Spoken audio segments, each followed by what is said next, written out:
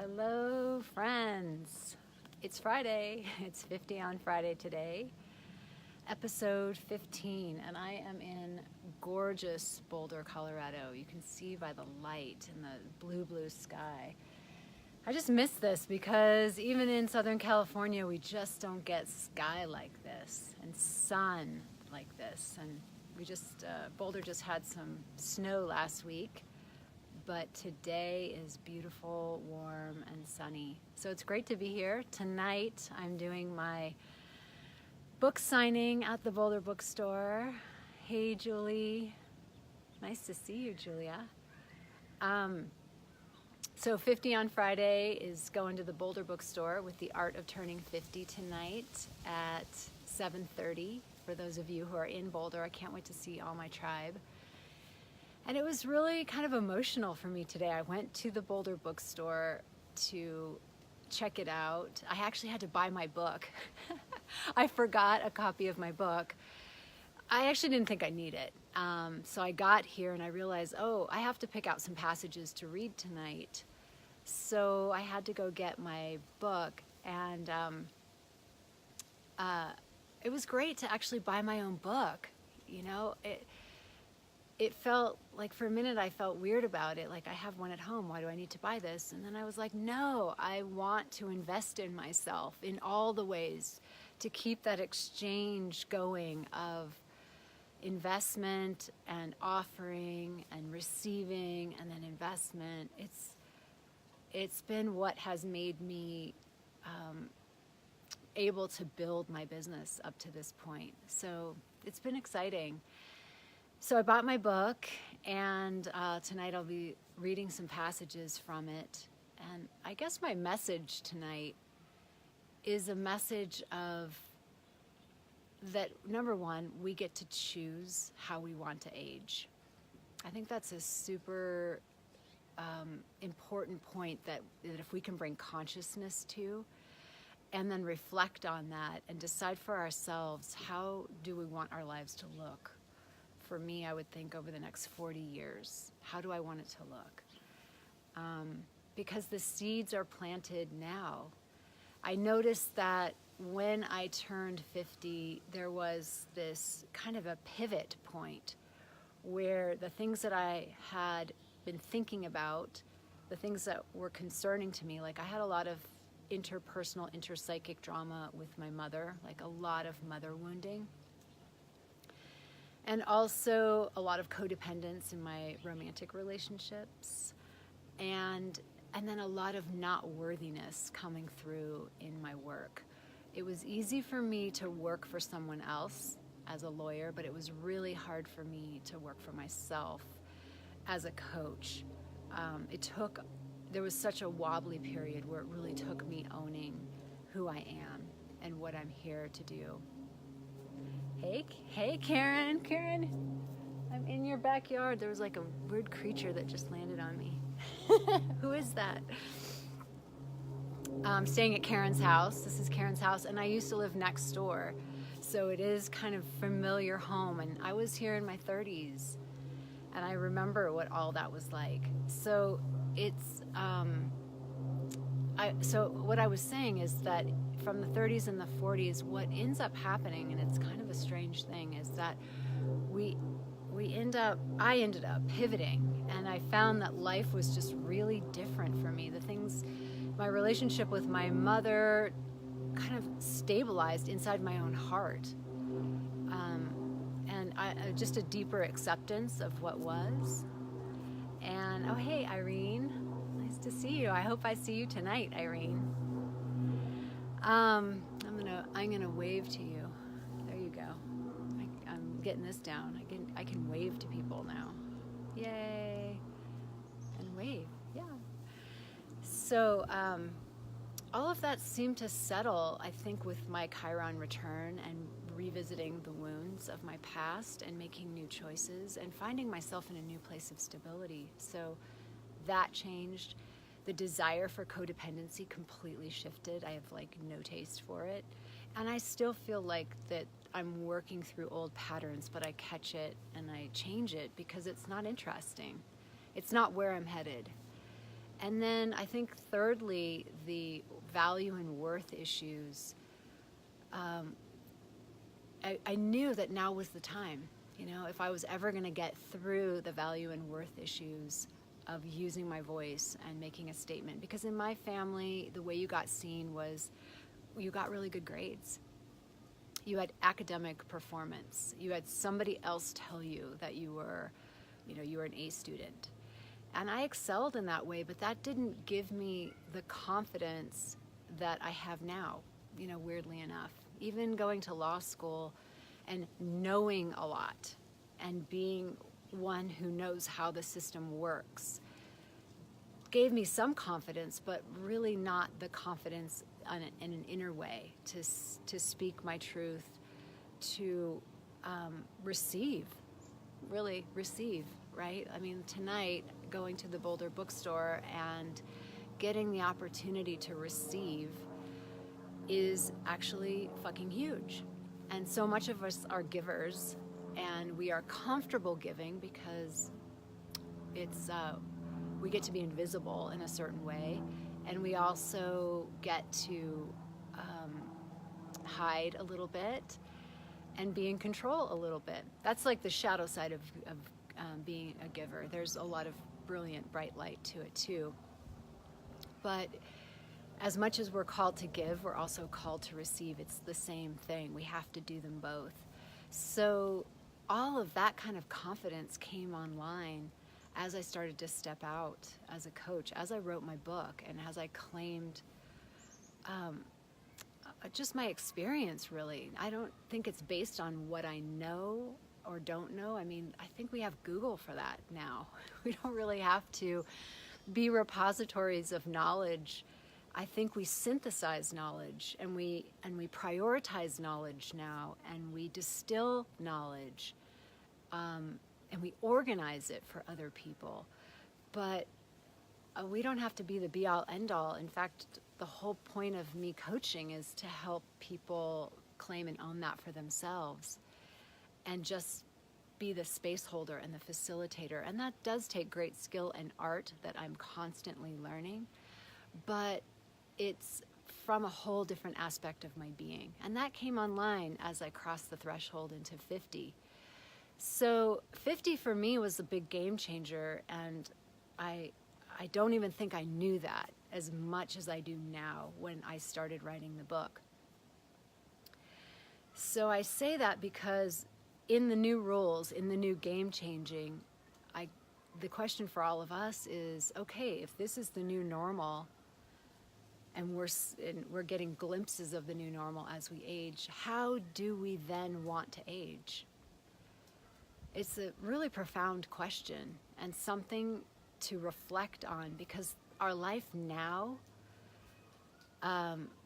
it plants the seeds for what we will produce, what we will harvest later.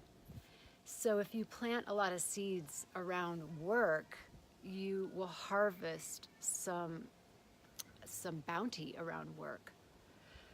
But I think that we might want to consider being less one-dimensional and care for our legacy, our financial future, and also care for our spiritual side, and care for our health, and also care for our friendships. Because as far as I can see, when I look at people who are, I love all the hearts blowing up. When I look at people who are older, who really live the life that I would want to live, like my friend Dorothy Rupert, who will be there tonight, and she's turning 92 tomorrow. She has enormous contribution, so her work in the world ties with her dharma, and it always morphed. She did different things. She's very she used to be a state senator, so she's very well versed in politics, but also social issues. And then the other thing about her is she has an incredible network of friends. And when I went to visit her at a retirement home, I was really struck by, wow, a retirement home can be super cool. It can be a bunch of your friends. And they feed you there. You don't have to cook anymore. So it was pretty inspiring. but I saw how much everyone was fed by each other's company. You know, at lunchtime, we could hardly get to our food because people were greeting each other and she was introducing me to everyone. So I saw how incredibly important community and tribe is. And I feel that myself, but it's something we have to nurture, because if we focus on one thing, like I focus on my work to the exclusion of tribe, then I will be feeling a deficit as I go into aging. So cultivating the relationships that are super important is going to be a big thing to our aging. And you know, studies do show that women who have women friends into their third act live longer. And I think that's part of, you know, the whole retirement thing, where they say that people, men particularly, pass when they retire.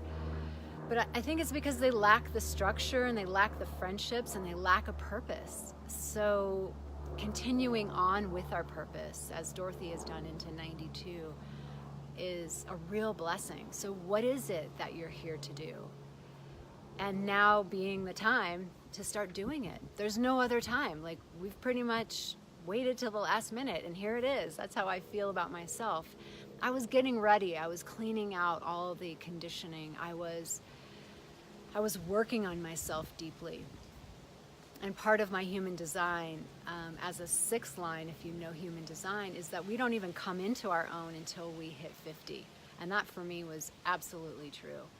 So we experiment a lot, we do things a lot, we gain a lot of knowledge, we gain a lot of wisdom, we grow ourselves up, and then by the time we hit 50, we're like ready.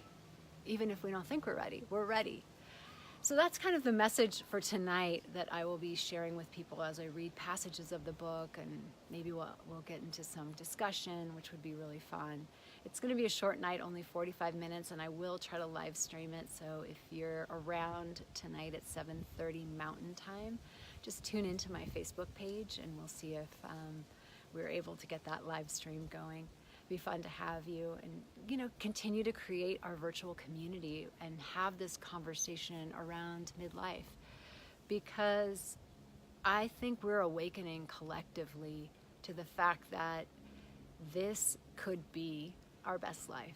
It really could. I feel it in my bones, not because of outer things, but an inner sense of who I'm becoming and who I be, and the spiritual connection. I don't want to forget that in the matrix of all the things that make us age well.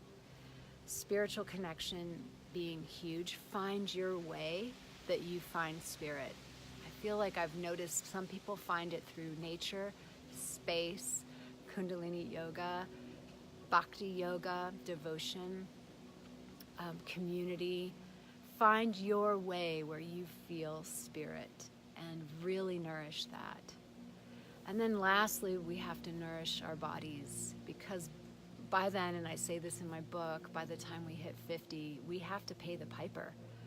Whatever we have done up to now, antibiotic use, medicine use, drug use, alcohol use, sugar, gluten, you know, all the big culprits, right? We have to pay the piper, and it's worth it to clean up. I kind of say, like, I spent a lifetime eating dairy or ice cream or whatever. I can totally give it up. It's no big deal, especially if it means that I feel really good as I age. So it's kind of now starting to lay the seeds for who you are becoming as we enter the next decade and the next decade and the next decade, and hopefully becoming more and more of who we are. So that's my little rant today. Oh gosh, Rihanna, hi. Rhiannon, I'm gonna wave to you. And Myrna, oh Myrna, I can't wait to see you tonight. I love the hearts, ladies. I love the hearts from you all. Big love tonight, you know, and the sisterhood. More than ever before, the sisterhood, right? Forming a community of people, of like-minded people, so that we're mirrored in our greatness. And I think I go back to the circles that I've led and been a part of, that when I see a sister stepping up into her greatness, it really does encourage me to do the same.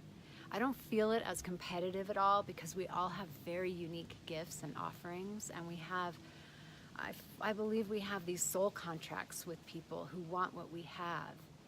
So it takes all that masculine, patriarchal competition thing off the table, and really all we need to do is be our authentic selves. And in that, there's a lot, there can be a lot of fear of what if nobody likes me? What if I show up and it's not good enough? But I think that when we see another sister doing it, we get inspired to do it ourselves. And I've been inspired by so many women who have gone before me, and men too, anyone stepping up and being willing and vulnerable to give their gift and to use their voice. And yeah, we have a lot of learning. It doesn't always come out perfectly, and we have a lot of, we get to grow a skill set around it, and it takes time. So giving ourselves even the permission to let it take what it takes as we become fully expressed, fully alive here on planet Earth, the divine in form. That's what I'm feeling today. We had this mantra in Kundalini. It was Ong Song Waheguru. And Ong means part, A-N-G, and it's like also translated as cells. Like all the cells in my body, everything in my body is vibrating with the ecstasy of the divine. And I felt that. I felt the infinity. Like, what if every cell were lit up as light, vibrating infinity? That's who you really are. Then, like, sickness, depression, frustration can't even live. Just focusing our attention on every cell vibrating as infinity. That's pretty cool. So I'm going to leave you with that. And just thank you all for joining, and I'll see you tonight at 7:30 Mountain at the Boulder Bookstore. Sat Nam. See how I can't even see where to turn it off. Yes, because the light is so bright here. Let me give you a little before we go. Let's take a look around and see the bright, beautiful light. All right. Okay, Sat Nam, sisters.